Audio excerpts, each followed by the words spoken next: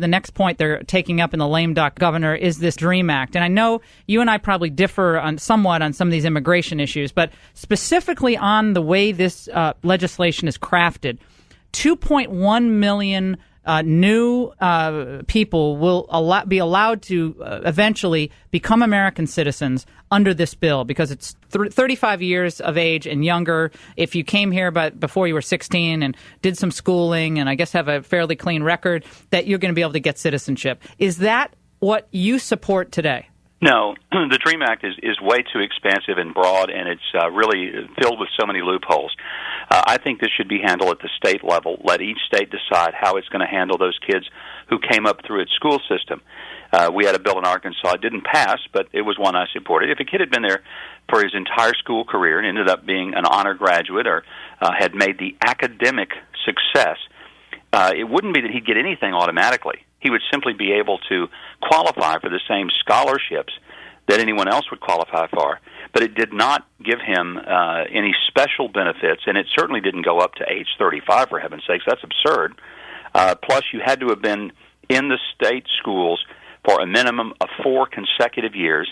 There were a lot of provisions that were different. And frankly, some states won't want to do that. That's fine. I think this ought to be a state issue, not a federal issue. And then most importantly, it ought not to be so broad. There should be some provision if a person is going to, let's say a person came here at 6 years. We actually had a case. A kid came at age 6, spent his entire, came at 4. His entire kindergarten through 12 was in our schools. He was the valedictorian of a high school with 2,200 students, large high school. And, the question was, should he be able to qualify, not for a special deal, but simply be able to go as an in-state student? And it seemed to me that it was better to have this kid go on and become successful. The idea that he would have to apply for and achieve citizenship. But here's again the point. It's not the DREAM Act. I don't think it's a good idea the way it's written. But the timing of it. My gosh, we've got 9.6% unemployment.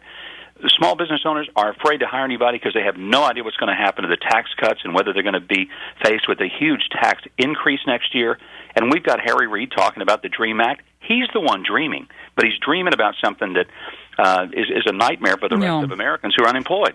I mean, we could talk forever about this issue, and look, you tried to get that through in Arkansas. It did not pass. I think just to be perfectly brutally honest, I don't think anyone wants any part of this right now, Governor, for the obvious reasons, because I think a lot of folks are seeing 2.1 million new Democratic voters, and to allow people who are here illegally to go on to become American voters, and I'm sorry, that is jumping in the head of the line of all the people who are still in Mexico or Guatemala who are waiting to come in here. And I think just where we are right now, that for Republicans to be sitting on the sidelines or not be advocating for just this cutting spending, it's just the wrong way to go. And I don't think it's going to build a base. But look, you're right up there. I'm looking at the latest poll, and you and Palin and Romney and Gingrich is a little bit down, but you guys are all at the top of the pack. When are we going to get the announcement?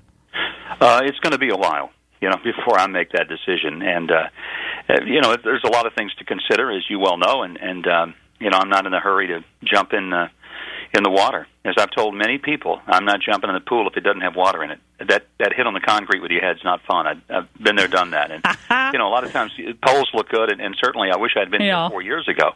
But there's a lot to consider. The main thing we need to focus on now is getting this Congress and ask them to take their ADD and turn it on one issue, extending these tax cuts. Give businesses some breathing room. Give them the opportunity to deal with what they're going to spend next year in taxes so they'll know what their cost of doing business is. Nothing is more urgent than that. Nothing. You had George Herbert Walker Bush saying, well, Romney's I think he'd be a good president. It just seemed odd that Romney would be showcased by the Bushes, and then they'd try to, kind of cut Palin's legs out from under her. I mean, you didn't get mentioned in this conversation, but you might have. Well, I'm probably glad that I did not, because I doubt I would have been a favorable mention. The Bushes never supported me, and I know that they did not want me to be president. That's very obvious. I'm not one that has ever been favored by the establishment Republicans. I never will be. I get that. But just because they don't speak highly of me doesn't mean that I need to speak poorly of them. It just doesn't do any good. So, my attitude is I am who I am. I say what I say. A lot of times it makes people mad. That's fine. I'm a big boy. I, took a lot of blows in Arkansas in a state that was 90% Democrat when I became governor. So, that's life. Well, and what I like is that it's like, and I say this, I like President Clinton. You guys lived in America. Okay, America. You didn't just live in metropolitan areas and grow up from Cambridge to Chicago to Honolulu to, you actually lived in the United States. And what I don't like, and we don't have to make it personal, what I don't like is when a few people think they can sit in a room as Republican elites and decide who's going to be the next president of the United States. And I think that might be what's going on. Oh, it is what's going on. There's no doubt about it, and it's why that I've never been one that was on their radar screen, because I grew up in a small southern town, a very tiny little town. I didn't go to the right schools. I went to a small Christian university, but I would take my education and put it up against anybody's. Every time I've had an opponent from Harvard, I feel like I bested him in a debate. It always kind of gave me a thrill to feel like that I was as intellectually capable as any of the people that I stood on this stage with. And this whole idea that somehow I'm not capable because I grew up duck hunting and deer hunting as opposed to, maybe riding on the side of the saddle, I'm sorry, but I feel like that I represent a real part of America. I'm the first male in my entire family lineage to do so. But I love this country because I know what it has meant to me. Doesn't mean they love it less. But don't somehow disqualify me because I haven't been to Harvard or I didn't somehow grow up in the toniest schools on the East Coast and end up traveling to Europe every summer.